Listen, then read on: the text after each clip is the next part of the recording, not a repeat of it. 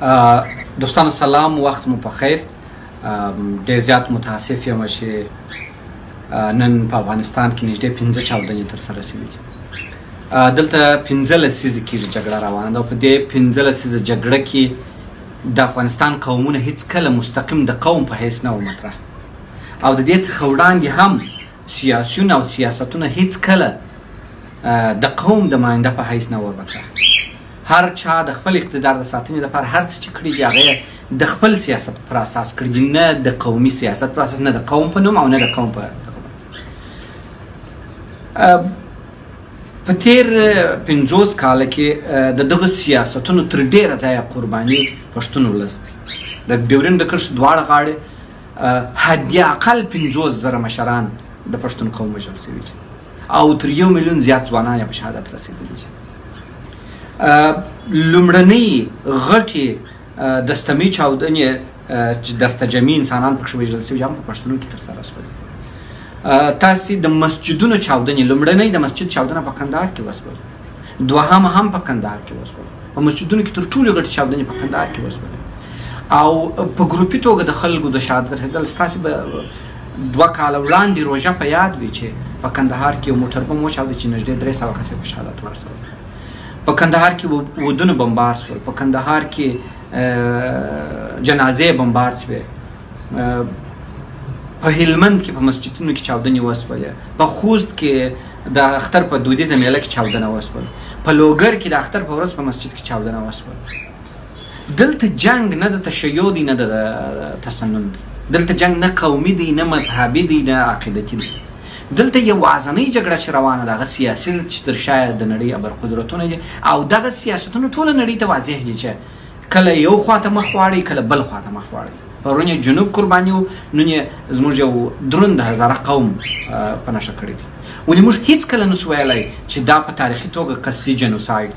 که د جنوساید حساب کوو په تناسب د آمارو چې موږ یې لرو، دا مطلق یو دغه بحث دی، منطقي او آمارو په اساس باندې بحث دی، احصایوي بحث دی.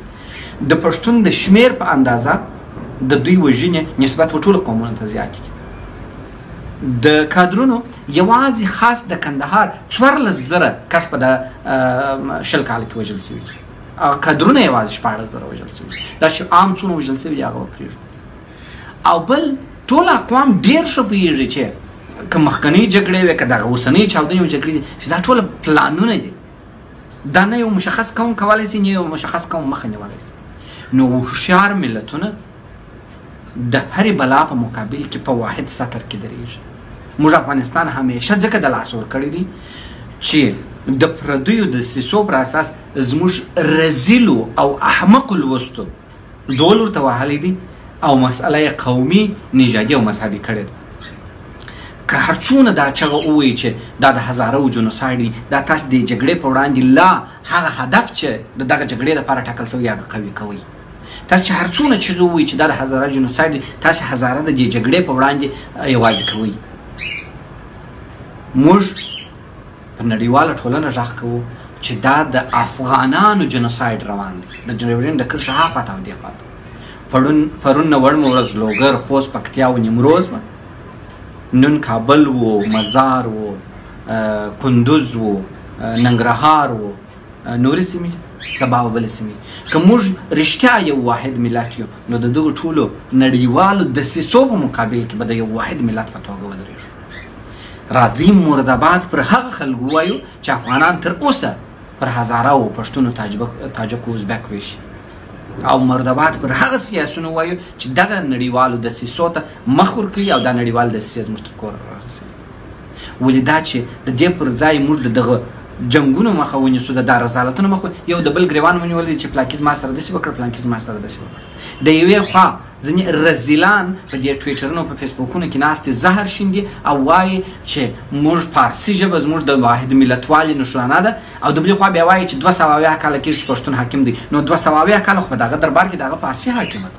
ته هلته فارسي د واحدوالي منبع ښیې، مګر بېرته بیا راځي چې 270 کاله دربار په فارسي شوی دی، هغه بیا بېرته وایي چې دا پښتانه و.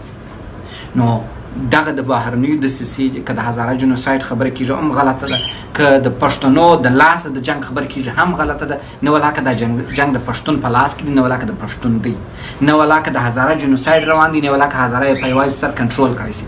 دا د دې مملکت د تباهۍ پلان دی. په دې کې نه ازبک سته، نه تاجک سته، نه هزاره سته.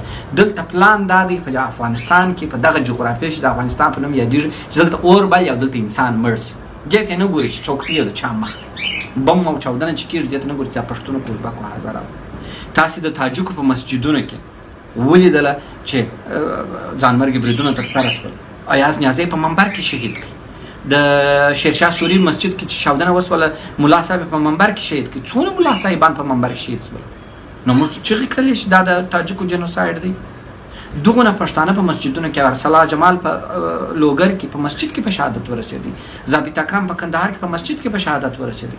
موږ چغې کړلې چې دا د پښتنو جنوساید دی یا د تاجکو جنوساید دی. لطفا جګړه او تروریزم پر قومونو او پر مذهبونو مه ویشئ.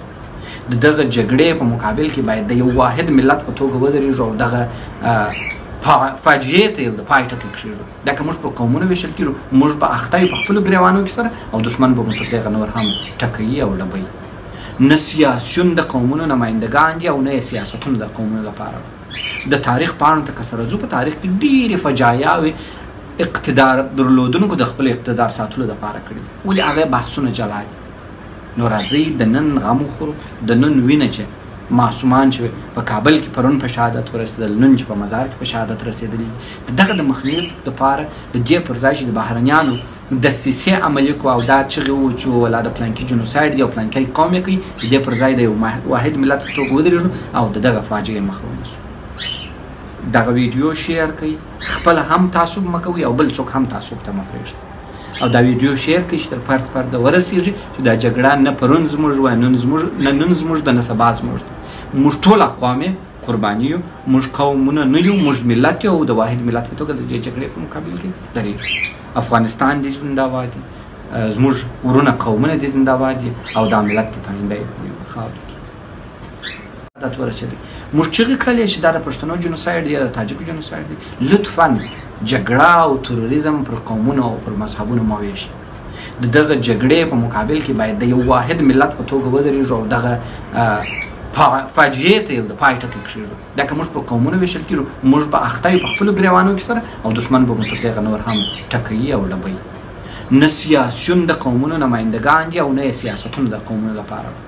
د تاریخ پاڼو ته که سره ځو، په تاریخ کې ډېرې فجایاوې اقتدار درلودونکو د خپل اقتدار ساتلو لپاره کړي دي، ولې هغه بحثونه جلا دي. نو راځئ د نن غم وخورو، د نن وینه چې معصومان چې په کابل کې پرون په شهادت ورسېدل، نن چې په مزار کې په شهادت رسېدلي، دغه د مخنیوي لپاره د دې پر ځای چې د بهرنیانو دسیسې عملي کړو او دا چغې وو چې